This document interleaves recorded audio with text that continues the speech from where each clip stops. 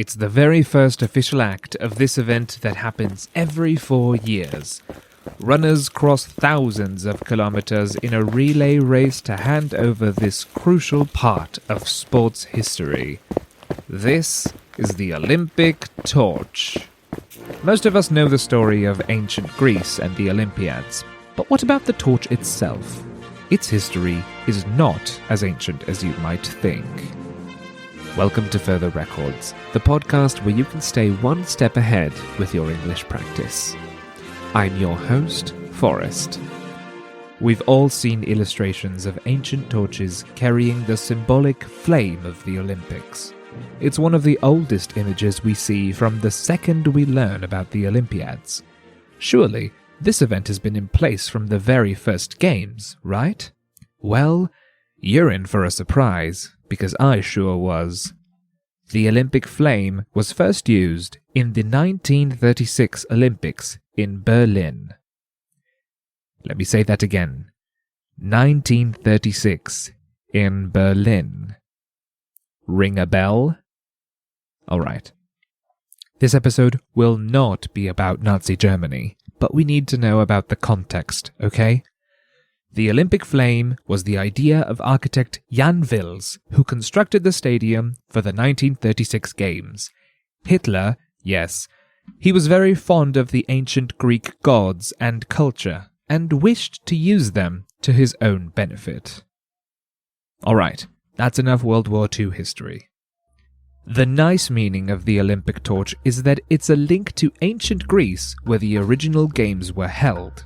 During ancient times, every time the games were held, it was a celebration for the king of the gods, Zeus, and in his honor, a ceremonial flame was lit.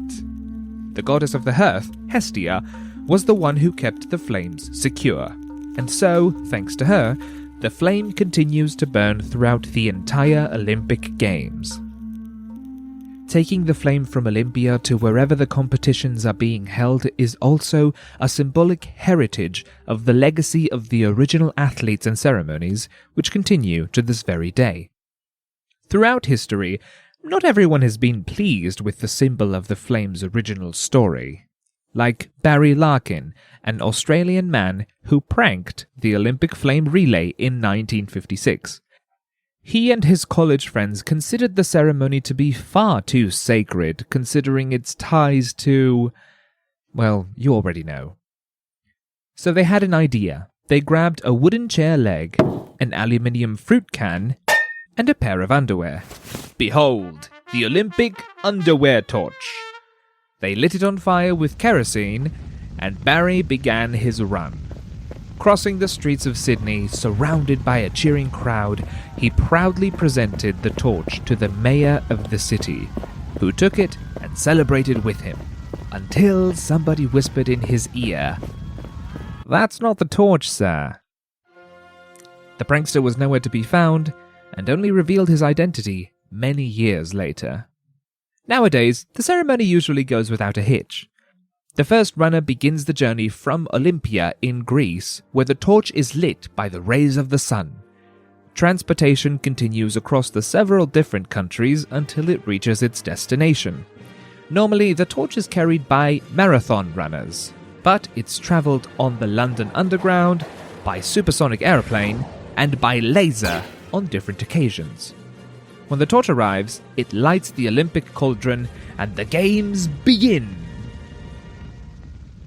The designs of the torches are meant to represent the host city of those games, while also paying respect to the ancient history of the Olympics, and pretending that part never existed. However, countries always do their best to appear modern and stylish, which is why they changed not only the torch, but also many other celebrations. This year, 2024, the Paris Olympics decided to change the concept a little bit. Instead of having a cauldron which actually burns, they've decided to make the first electrical flame for the Olympic Games. How does it work? The smoke is actually water mist, and the fire is actually 40 high-powered LED lights that flicker, like fire. At night, the cauldron is elevated by what seems like a helium balloon, which looks like a hot air balloon, but does not burn any fuel. There is a real fire in Paris, however. It's in a lantern in the Jardin des Tuileries, with a plaque that reads, "The original flame, lit in Olympia from the sun's rays, continues to glow in this lantern."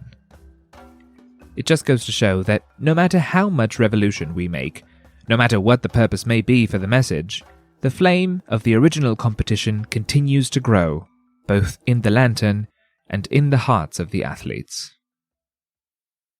You've been listening to Further Records, a podcast by Further Corporate. In this episode, we used certain phrases associated with today's topic. Have you heard of these before? Hearth, as in Hestia, the goddess of the hearth. It's a fireplace inside a home where food is cooked and the house is warmed. Without a hitch, an idiom which means that something happened without issues or problems. Cauldron, a large bowl-shaped object usually used like a pot. In this case, it's a bowl-shaped object which holds the fire inside it. To ring a bell. It means that something sounds familiar, something that you can recognize. Heritage. Traditions or objects that continue from generation to generation. Continue to this very day. Something that has been happening for a long time and continues to happen as a tradition. Truth be told.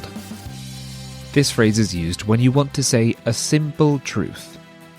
To keep boosting your English journey, you can listen to more of our episodes on Spotify, Apple Podcasts, or wherever you get your podcasts. We're also on YouTube. It's Further Corporate. If there's any other topic you'd like to know more about, send us a message on Instagram. It's @furtherlanguages. See you next time.